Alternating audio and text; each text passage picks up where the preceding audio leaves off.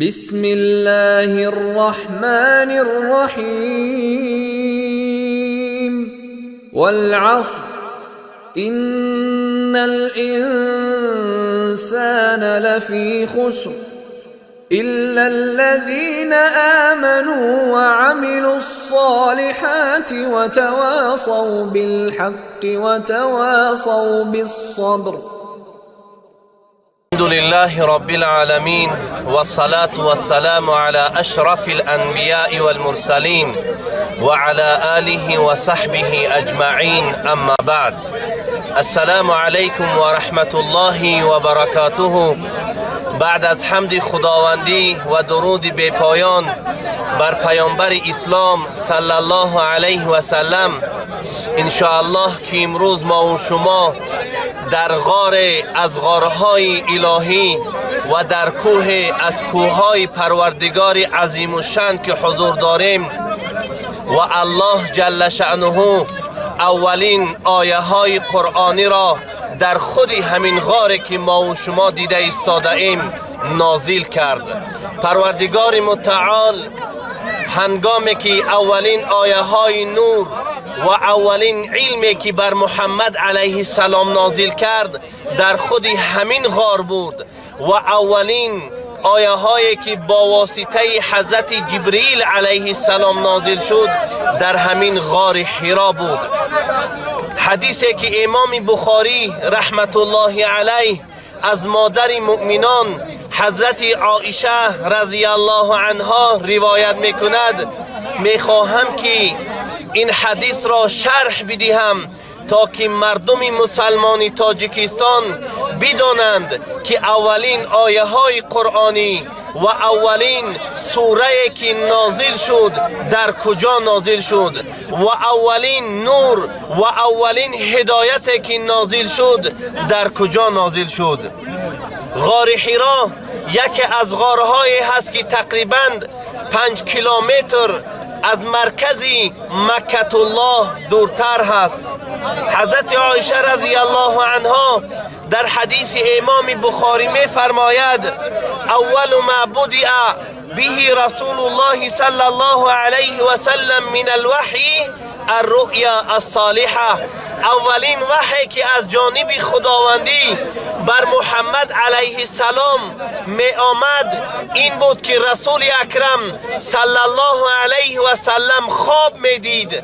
وقتا که خواب می دید از خواب رسول الله می خیستند، الله جل شأنه خواب اونها را یک خواب صادق، یک خواب درست و یک تعبیر درست مثل صبح الله جل شأنه برای پیامبرش نمایان میکرد. امام بخاری از حضرت عایشه روایت کرده در دوام حدیث میفرماید: ثم حبب الیه الخلا، بعد از آن رسول اکرم صلی الله علیه و سلم که در عمری تقریبا 40 سالگی رسید، رسول اکرم صلی الله علیه و سلم طاق نشینی و طاق عبادت و کنار نشینی را انتخاب کرد و پیغمبر خدا صلی الله علیه و سلم توشه راه و توشه زندگانی خود را می گرفت و به سوی همین غار می آمد و در همین غار عبادت پروردگاری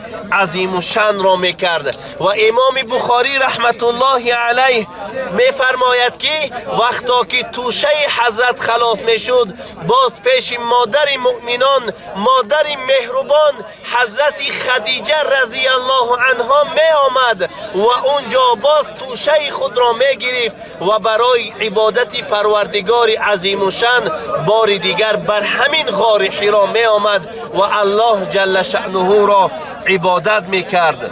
رسول خدا صلی الله علیه و سلم عبادتی که پیش از بعثت می کرد، البته این عبادتی که امروز ما و شما شریعت هست این طور نبود.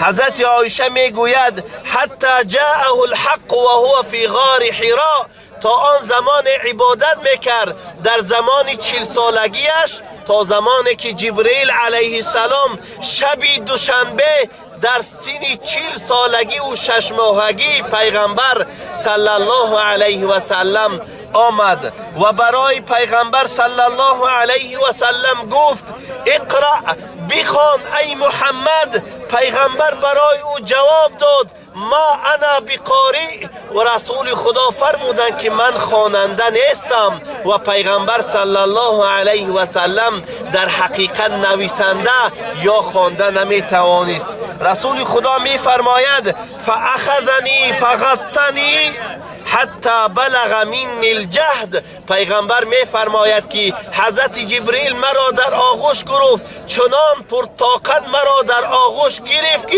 تا چین طاقتم، بعد از آن مرا رها داد. پس باری دوم گفت اقرأ. پس رسول خدا صلی الله علیه و سلم گفتند ما انا بقاری، ای جبرائیل، ای ملائک الهی، من خواننده نیستم، من نمیتوانم خوانده. باز پیغمبر میگوید که باری سوم حضرت جبریل مرا در آغوش گرفت، چنان سخت جقید که قریب طاقتم تاق میشد. باری دیگر ما را رها کرد و گفت اقرأ. پیغمبر میگوید که باری سومم برای جبریل گفتم ما انا بقاری، من خواننده نیستم. رسول خدا صلی الله علیه و سلم میگوید فقال اقرأ باسم ربک الذی خلق، خلق الانسان من علق، اقرأ و ربک الاکرم الذي علم بالقلم. و این آیه های سگانه یا چارگانه سوره اقرأ نازل شد.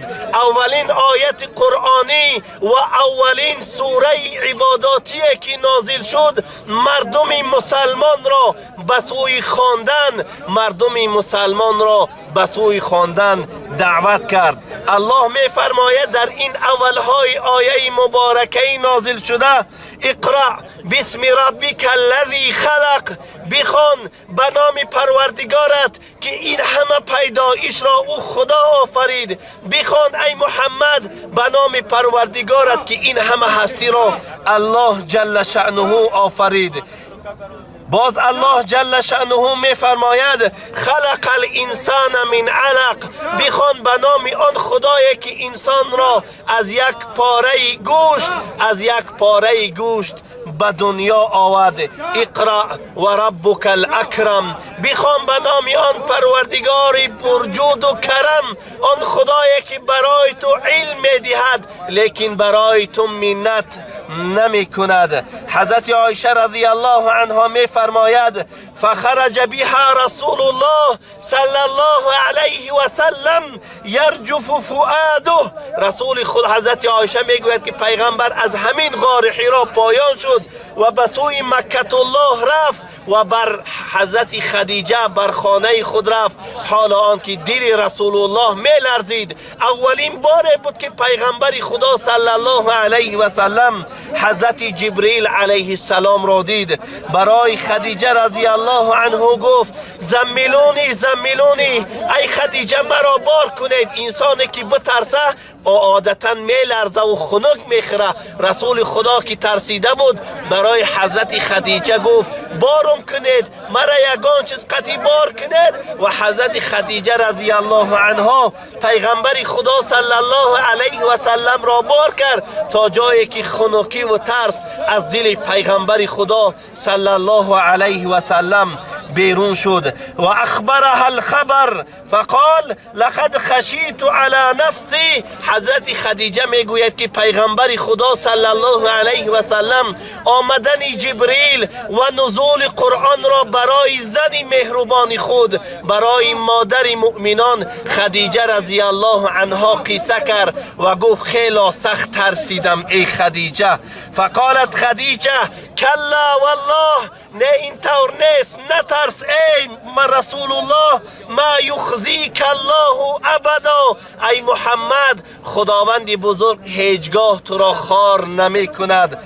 و فرمود انک لتصل الرحم، ای محمد، ای رسول الله، ای زوج مهربانم، تو اخلاق و صفات و رفتار داره که خداوند تو را هیچگاه خوار نمی کند. یکم صفات تو ای محمد پیش از پیامبریت این است که تو خیش و تواری و حرمت خیش و تواری را میدانید و تحمیل الکل و تکسب المعدوم، بیچارگان را کمک میکنی و بینوایان را کمک میکنی و در دوامش حضرت خدیجه برای دلبرداری رسول الله گفتند و تقری الضیف، ای محمد تو مهمان نواز هستی و تعین علی نوائب الحق و دایم تو حق را کمک میکنی، سخن حق را کمک میکنی. والله که خدای بزرگ تو را هیچگاه خوار نمی کند. و رسول خدا حضرت عایشه میگوید فانطلقت به خدیجه حتی به ورقه ابن نوفل. حضرت عایشه رضی الله عنها مادر ما و شما ای مؤمنان میفرماید که حضرت خدیجه با پیغمبر خدا صلی الله علیه و سلم پیش حضرت ورقه ابن نوفل که پسر عمک حضرت خدیجه رضی الله عنها بود و در بابی چهارم پیغمبر بابی سوم حضرت ورقه ابن نوفل یک جا میشد که تقریبا این را مردم عرب عمک بچه میگویند پیش او برد و گفت حضرت خدیجه که ای محمد برای این پسر کاکایت یا برای این پسر عمکت قصه کن که چی کارها گذشت. و پیغمبر خدا صلی الله علیه و سلم حضرت جبرئیل و آمدن او و نزول قرآن را برای ورقه ابن نوفل قصه کرد.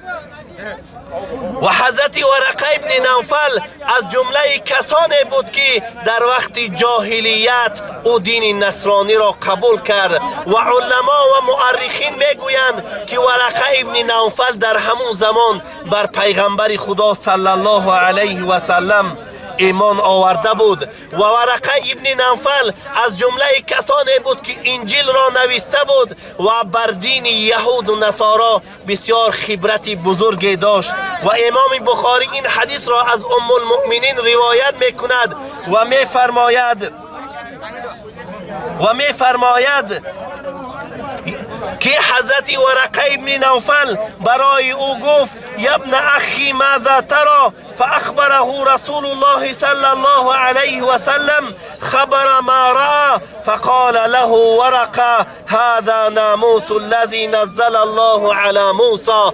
ای محمد قسم به خدا این قصه که کردی این قصه ملائکه هست که الله جل شأنه برای موسی و برای عیسی و برای دیگر پیغمبران الهی فرستاد و گفت ببینید این همت موی سفید را که برای پیامبر چی گفت یا لیتنی فیها جزعا یا لیتنی فیها جزعا، ای کاش که در حالت که باقی مانده رسولی تو باقی مانده پیغمبری تو دوام بیاود من جوانی یاش باشم و دین تو را ای محمد کمک کنم. لیتنی اکون حیا اذ یخرجک قومک فقال رسول الله صلی الله علیه و سلم او مخرجیهم. حضرت ورقه گفت ای کاش که من زنده باشم در زمانی که قوم تو مردمی مکه مردمی مشرک تو را از مکه بیرون میکنند تو را از مکه سر میکنند. حضرت رسول اکرم صلی الله علیه و سلم گفتند که ای ورقه آیا همین قوم من همین خیش و تباری من همین مردمی من همین مردمی مکه و همدیه های من مرا از مکه سر میکنند؟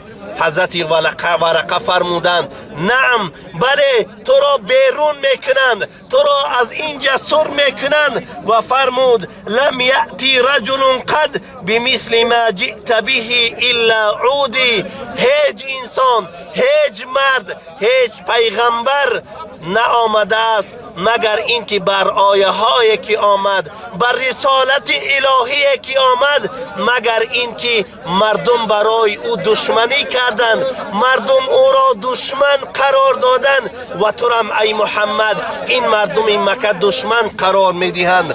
و در دوامش گفت و ای یدرکنی یومک انصرک نصرا مؤزرا، ای محمد اگر در اون روز من زنده باشم چنان تو را کمک پرقوت و کمک سخت میکنم که ناگفتنی. لیکن مؤرخین میفرمایند و امام بخاری میگوید ثم لم ینشب ورقه ان توفی و فتر الوحی، متاسفانه حضرت ورقه ابن نوفل وفات یافت. مؤرخین میگویند که بعد از نزول این آیه های چهار آیت قرآنی ورقه ابن نوفل از دنیا گذشت. دیگر مدتی چند ماهه که قول درست همی است که آیه قرآنی نازل نمیشد و رسول الله ضیق میشد. همین جبل حرا میامد که جبرئیل را میدید میگفت انک لانت رسول الله، ای محمد ضیق نشه، اگرچه وحی نمی آید که تو ضیق نشه، تو پیغمبری خدا هستی. ببینید مؤمنان، مقصدی به نوار گرفتن این نوار همین است که مؤمنان بدانند که اولین آیه های مبارک قرآنی در کجا نازل شد و اولین آیه هایی که خدا امت اسلام را به علم دعوت میکند در کجا نازل شد. کجا هستند آن جوانانی که علم محمد را میگیرند؟ کجا هستند آن کورهایی که اسلام را میگویند که مردم را از علم دور کرد؟ حال آن که اولین آیه های قرآنی برای تعلیم علم آمدند. کجا هستند آن جوانانی که به خاطر کمک خدا و پیامبر کمری همت میبندند؟ کجا هستند آن جوانانی که به خاطر پیشرفت دین الهی، به خاطر پیشرفت دولت‌های اسلامی، به خاطر نصرت پیغمبر همه علم ضروری را میگیرند؟ کجا هستند آن جوانان محمد، آن گلدسته های نبوت که علم رسول الله را برای نصرت الهی میگیرند؟ کجا هستند آن جوانان تاجیک که به خاطر دین محمد مردم کافر را دعوت میکنند؟